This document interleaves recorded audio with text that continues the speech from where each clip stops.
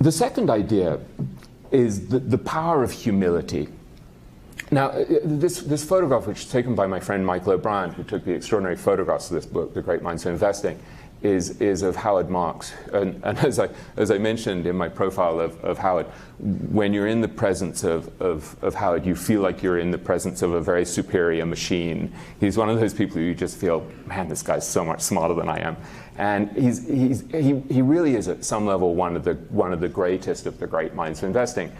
This is a guy, he's overseeing, I think, $97 billion in assets at this point. He has this extraordinary reputation where Buffett would say, you know, when something arrives in the mail written by Howard Marks, it's the first thing I read. I drop everything and I read that.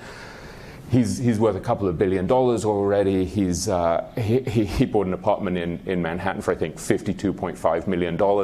So he's a very remarkable success story.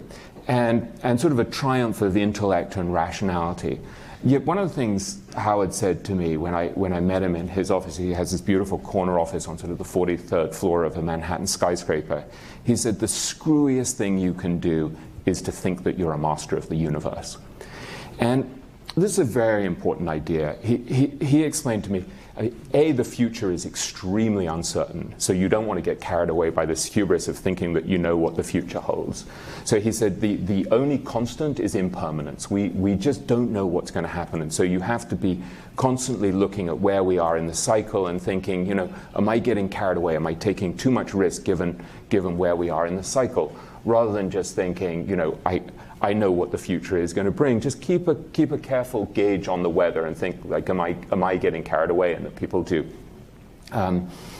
The other thing that I would say about Howard Marks is he has this belief that comes from Japanese philosophy, from this idea of the turning of the wheel of the law, which is this Japanese word mujo, where he basically says, you know, we're all just little cogs, and the world is going to keep on, the universe is going to keep on going without us, and so you can't get carried away by the sense of your own brilliance.